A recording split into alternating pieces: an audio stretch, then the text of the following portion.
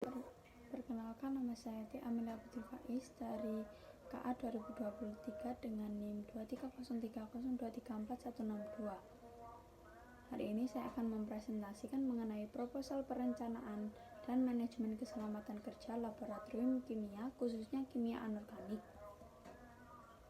Latar belakangnya sendiri yaitu laboratorium kimia anorganik memiliki potensi bahaya yang tinggi karena menggunakan bahan yang bersifat korosif, reaktif, dan beresiko terhadap keselamatan kerja. Resiko semakin meningkat karena bertambahnya jumlah mahasiswa pengguna laboratorium dari 2 kelas menjadi 5 kelas dengan total 160 mahasiswa. Perlu adanya perencanaan manajemen keselamatan kerja laboratorium kimia anorganik yang terdiri dari identifikasi bahaya, analisis resiko, penerapan CSA, penyusunan prosedur kerja standar, dan pengelolaan limbah B3.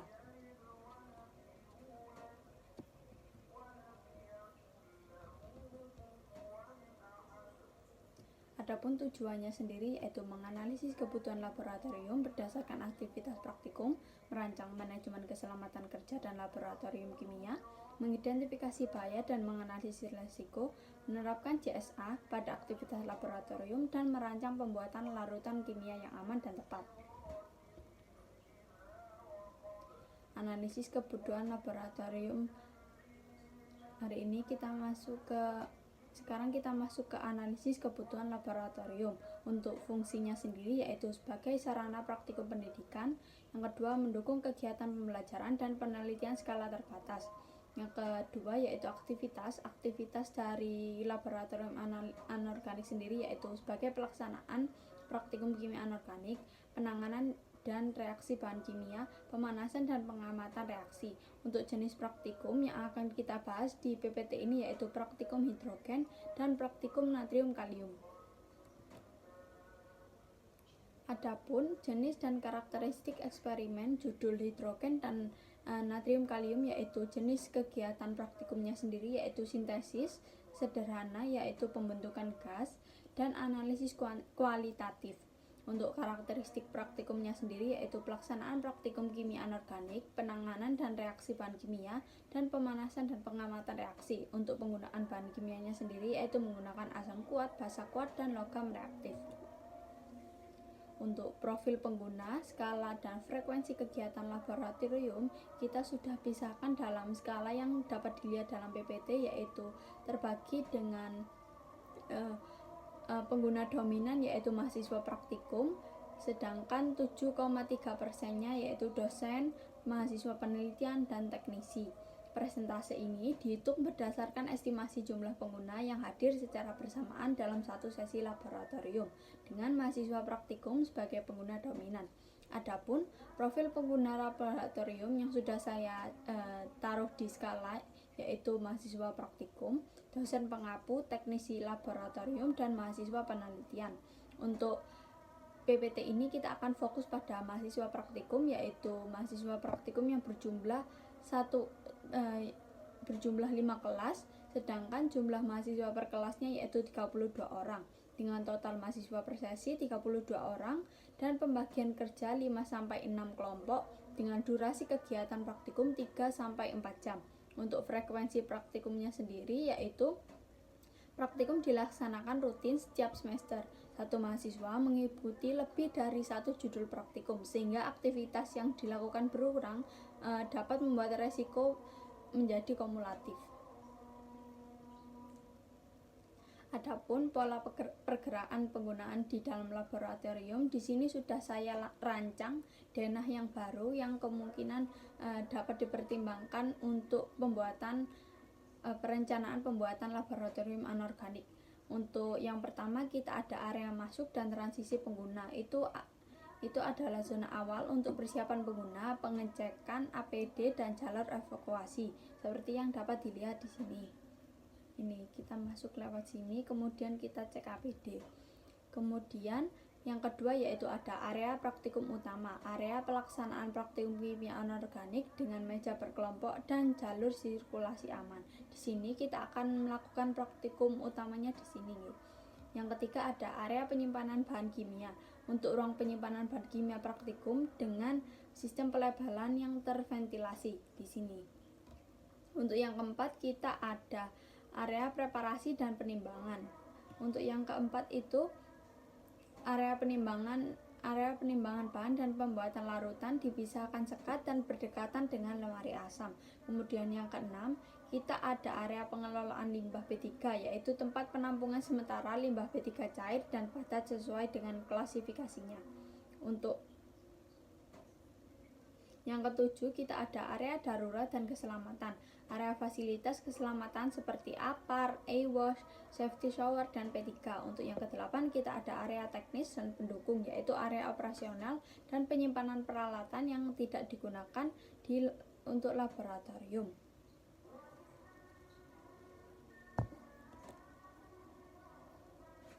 Adapun kita masuk kepada perencanaan manajemen keselamatan dan kerja laboratorium kimia anorganik. Yang pertama, kita identifikasi dulu mengenai bahaya dalam laboratorium. Identifikasi bahaya menjadi dasar dalam pelaksanaan analisis resiko serta penerapan langkah pengendalian yang sesuai.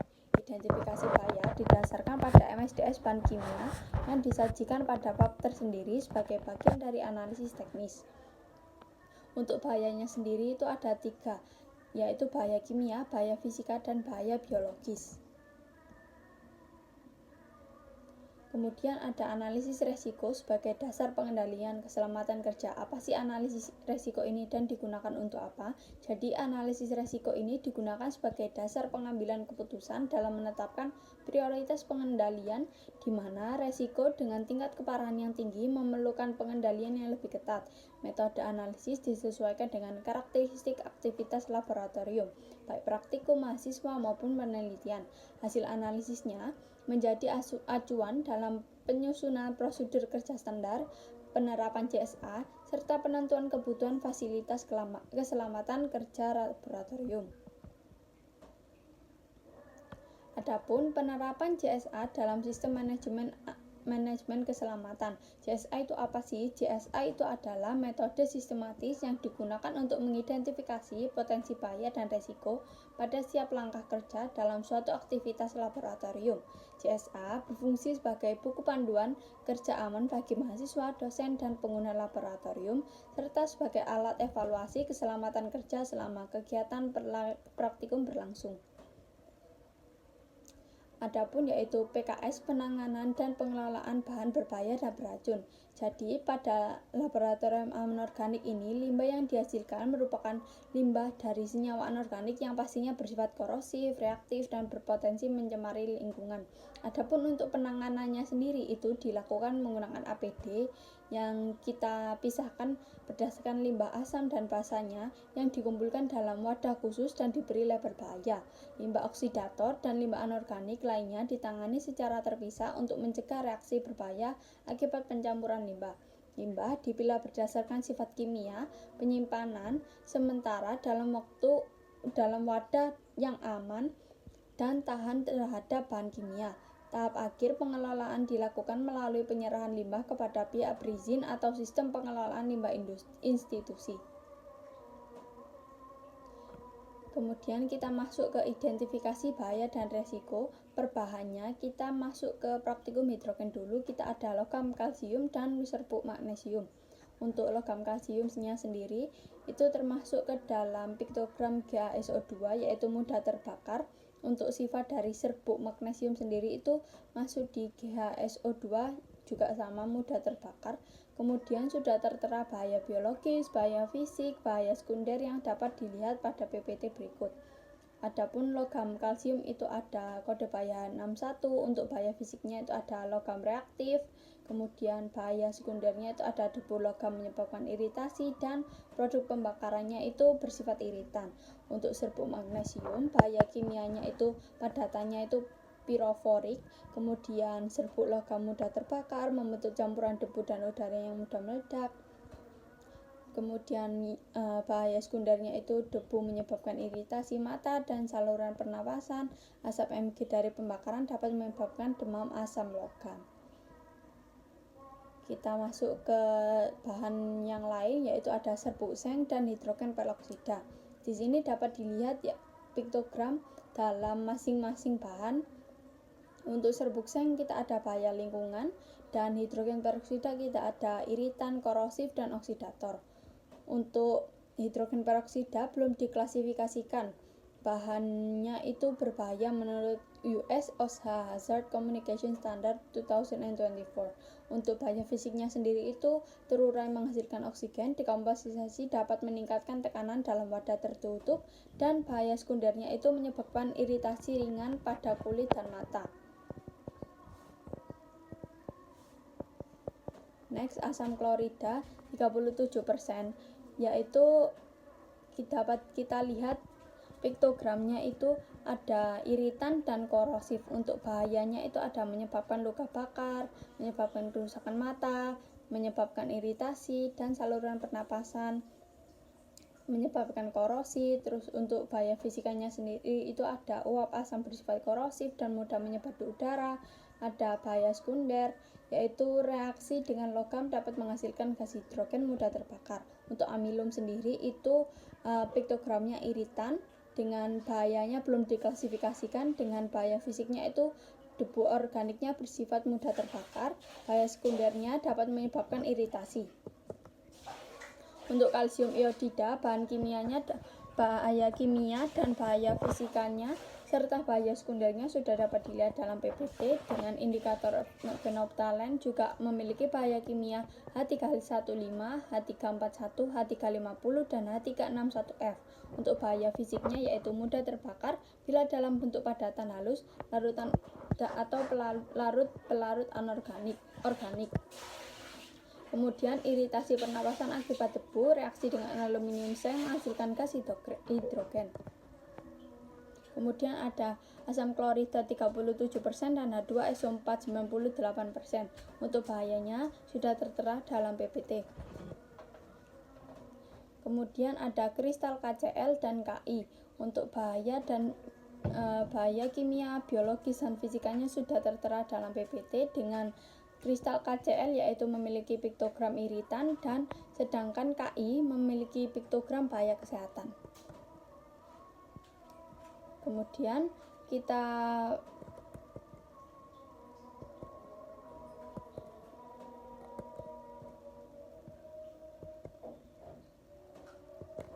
ke bahan selanjutnya yaitu NaCl dan natrium peroksida. Untuk bahan ini bahayanya yaitu bahaya kimianya yaitu belum diklasifikasikan sebagai bahan bahaya kimia menurut EC. Sedangkan bahaya sekundernya yaitu tingkat resiko rendah, debu dapat menyebabkan iritasi mekanik pada mata dan saluran pernapasan. Untuk natrium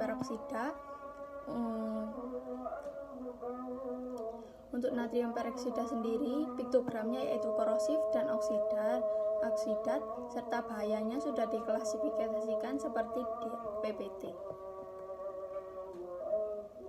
Kemudian ini ada logam natrium dan amilium.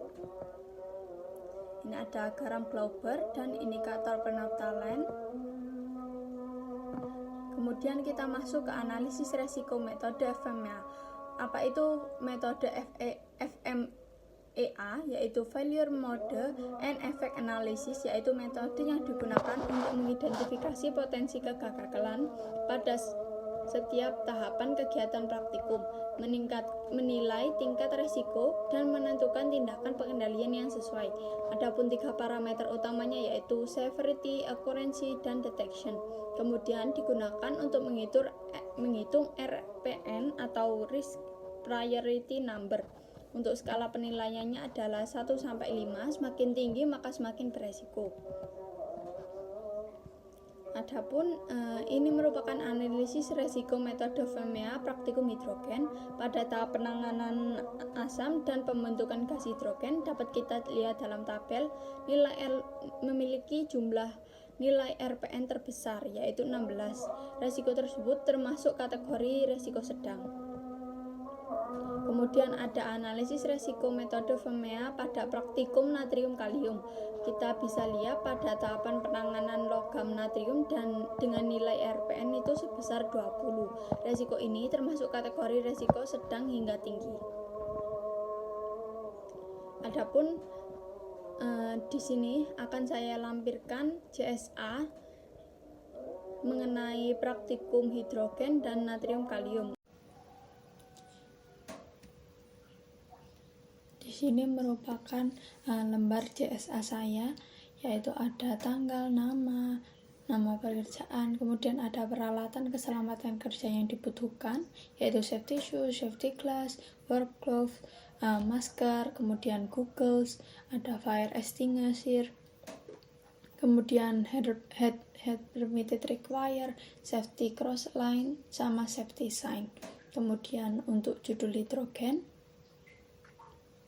ini merupakan percobaan pertama. Kebanyakan judul hidrogen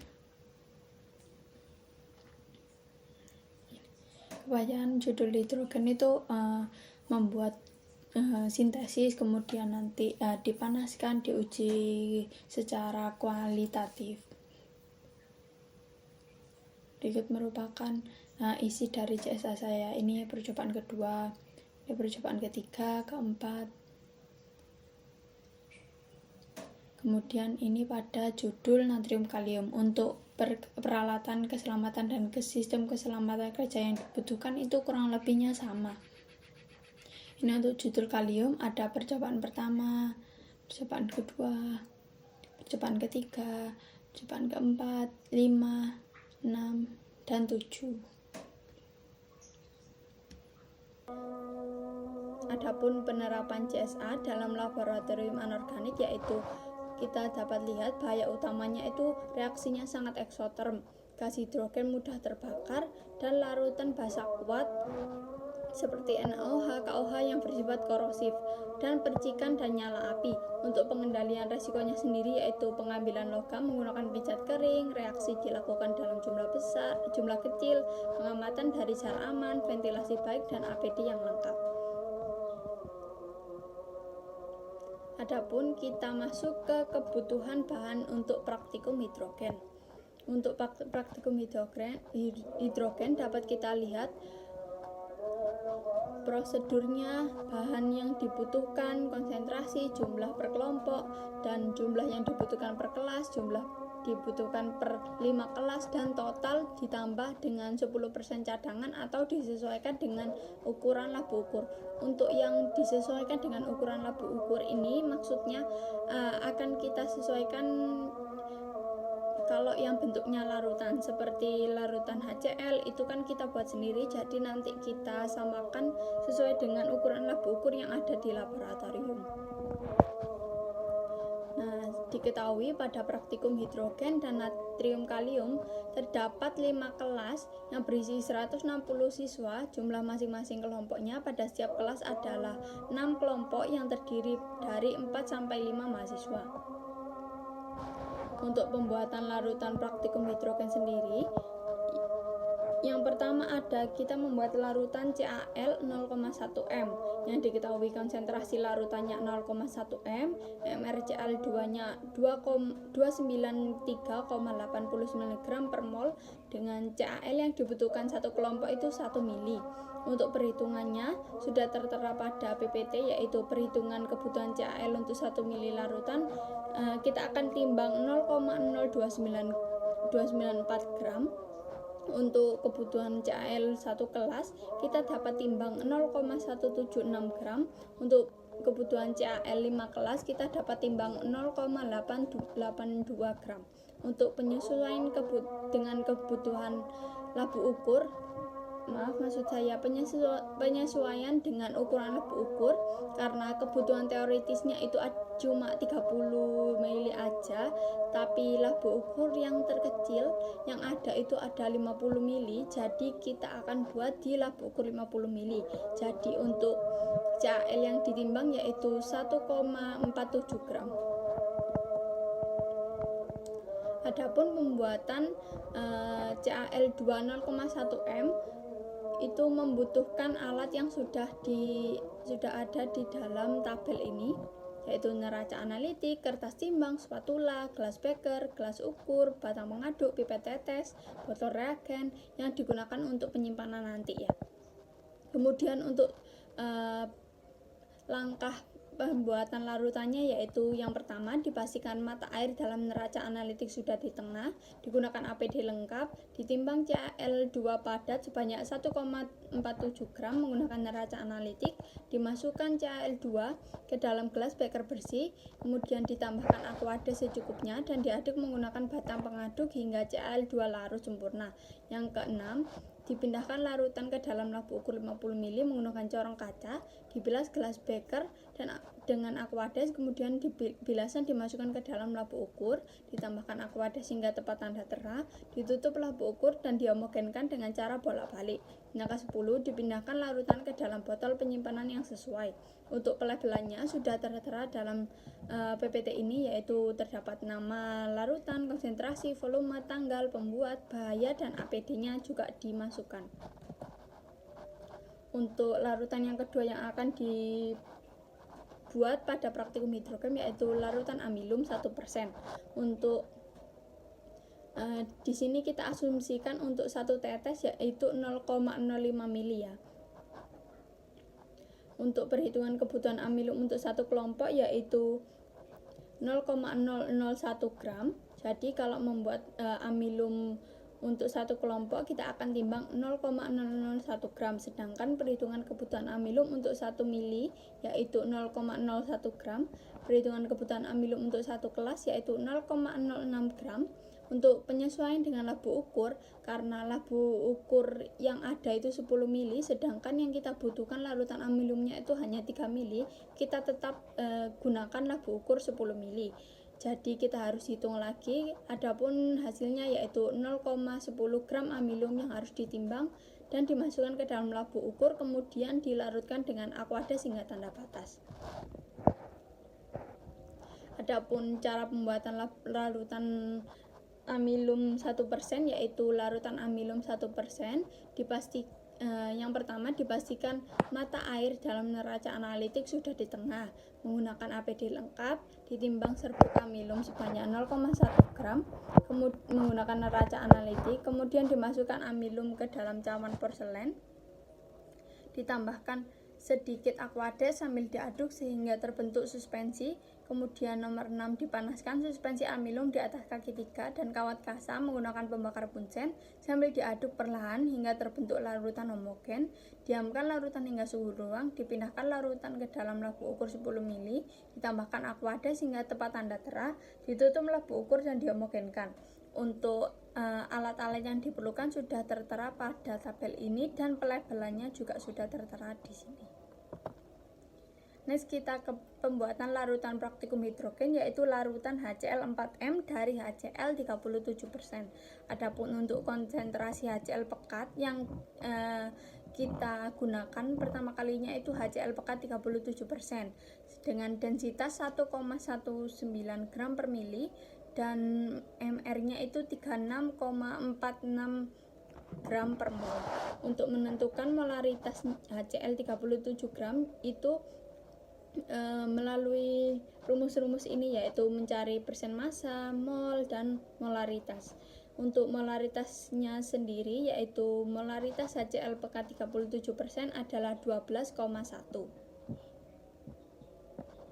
Sedangkan untuk perhitungan kebutuhan HCl4M untuk satu kelompok itu kita harus memipet 1,65 mili HCl 37%. Sedangkan jika mau membuat HCl4M berdasarkan labu ukur yang ada, untuk kebutuhan teoritis secara kita hitung tanpa memperhatikan labu ukurnya itu cuma 150 mili HCl. Sedangkan labu ukur yang tersedia itu paling kecil yang mendekati itu 250 mili. Jadi sisanya tetap bisa kita gunakan sebagai larutan stok. Untuk HCl yang akan kita timbang yang akan kita pipet yaitu 83 mili. Kemudian kita membuat larutan HCl4M dari HCl 37%. Untuk alat yang diperlukan untuk membuat larutan sudah tertera di sini, ya ada gelas beker, gelas ukur, pipet volume, pipet tetes, batang pengaduk, botol semprot, botol reagen gelap. Untuk pembuatannya sendiri yaitu yang pertama, pembuatan larutan dilakukan di lemari asam dengan APD yang lengkap. Disiapkan labu ukur 250 ml yang bersih dan kering, dimasukkan aquades ke dalam labu ukur sekitar 100 ml, dipipet larutan HCl 37% sebanyak 83 ml secara perlahan. Dimasukkan HCl 37% ke dalam labu ukur menggunakan bantuan corong kaca, didiamkan larutan hingga suhu kembali mendekati suhu ruang. Ditambahkan aquades hingga mencapai volume yang ditetapkan, ditutup labu ukur dan dihomogenkan dengan cara dibolak-balik secara perlahan. Dipindah larutan ke dalam botol reagen kaca tebal bertutup untuk penyimpanan. Kemudian untuk pelabelannya sendiri sudah ada di PPT ini. Adapun kita next ke praktikum yang berikutnya yaitu praktikum natrium dan kalium. Untuk kebutuhan seluruh bahannya itu ada di sini. Mulai dari aquades, kawat, kemudian garam dan yang lain-lain. Kemudian kita next pada larutan yang wajib kita buat saja karena tidak semua larutan wajib kita buat. Untuk yang pertama yaitu ada larutan Ki 0,1 m. Untuk konsentrasi Ki itu diketahui kita akan membuat 0,1 m, sedangkan MrKi itu 166,01 gram per mol, sedangkan kita asumsikan satu tetes itu 0,05 mili. Untuk perhitungan 1 mili kita harus menimbang 0,0166 gram Ki. Untuk perhitungan satu kelompok kita harus menimbang 0,00415 gram Ki. Untuk perhitungan menyesuaikan labu, karena kita butuh Ki untuk 5 kelas itu 7,5 mili, tapi kan labu yang ada itu paling mendekati cuma 10 mili, jadi kita buat dalam labu 10 mili.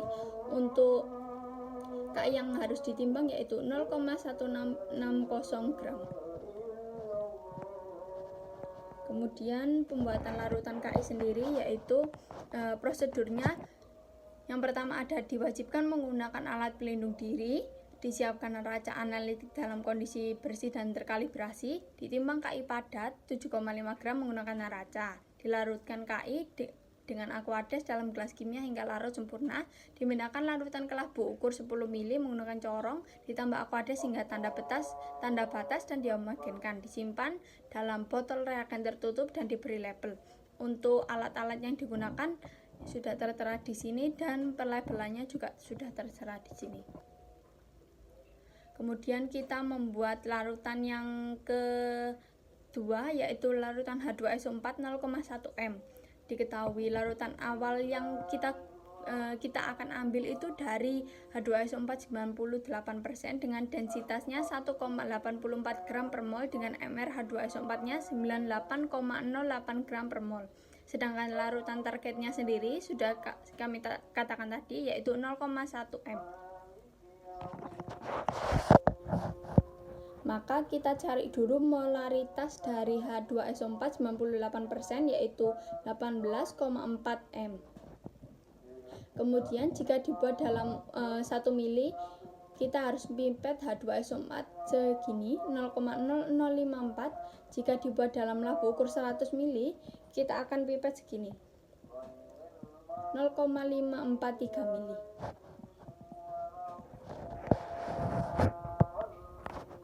Adapun pembuatan H2SO4 itu harus dilakukan proses pembuatan dalam lemari asam, kemudian diwajibkan menggunakan APD lengkap, diambil H2SO4 pekat sesuai volume hasil perhitungan menggunakan pipet ukur, kemudian dimasukkan aquades terlebih dahulu ke dalam labu ukur 100 mili, ditambahkan H2SO4 pekat perlahan ke dalam labu ukur yang telah berisi aquades, kemudian disimpan larutan H2SO4 0,1 m dalam botol reagen tertutup dan diberi label. Untuk alat-alat yang digunakan sudah tertera pada PPT dengan pelabelan juga sudah tertera pada PPT. Kemudian kita membuat larutan KCl 1 m. diketahui MrKCl yaitu 74,56 gram per mol dengan konsentrasi larutan yang akan dibuat yaitu 1 M. Jadi untuk perhitungan per 1 milinya yaitu 0,07456 gram dengan perhitungan kebutuhan satu kelompoknya yaitu 2 mili sehingga KCl yang perlu ditimbang yaitu 0,14912 gram. Kalau kita mau buat untuk kebutuhan satu kelas ya, kita akan timbang 4,4736 gram. Tapi jika disesuaikan dengan ukuran labu ukur, kita akan timbang 7456 pada labu ukur 100 mili. Adapun larutan KCl yang digunakan itu ataupun pembuatan larutan KCl itu yang pertama diwajibkan menggunakan alat pelindung. Disiapkan neraca analitik yang sudah bersih dan terkalibrasi, ditimbang KCl padat sesuai dengan masanya, dilarutkan KCl padat dengan Aquades dalam gelas kimia hingga larut sempurna, dipindahkan larutan ke dalam labu ukur 100 mili, ditambahkan Aquades hingga tanda terah, dan disimpan larutan KCl 1M dalam botol reagen tertutup dan diberi label. Untuk alat-alatnya sudah tertera di sini dan labelannya juga sudah tertera di sini. Adapun kesimpulan yaitu laboratorium kimia anorganik memiliki potensi bahaya kimia dan fisika yang signifikan, terutama dalam reaksi eksoterm, gas mudah terbakar, dan bahan korosif. Mahasiswa praktikum merupakan pengguna dominan laboratorium sehingga menjadi kelompok yang dengan tingkat resiko paparan yang tinggi. Identifikasi bahaya dan analisis resiko menunjukkan bahwa aktivitas tertentu memerlukan pengendalian resiko yang ketat. Penerapan JSA efektif dalam mengidentifikasi bahaya pada siap langkah kerja praktikum. Pengendalian resiko melalui prosedur kerja APD dan pengawasan dapat menurunkan potensi kecelakaan kerja di laboratorium. Untuk sarannya sendiri yaitu JSA disarankan untuk diterapkan secara konsisten pada seluruh praktikum kimia anorganik. Peningkatan pengawasan praktikum diperlukan terutama pada penggunaan bahan reaktif dan proses pemanasan. Kepatuhan terhadap prosedur kerja standar perlu diperkuat melalui sosialisasi dan evaluasi berkala.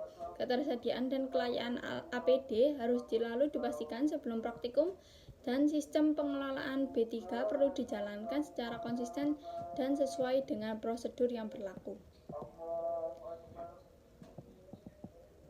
Itu saja, ini ada referensi dari saya.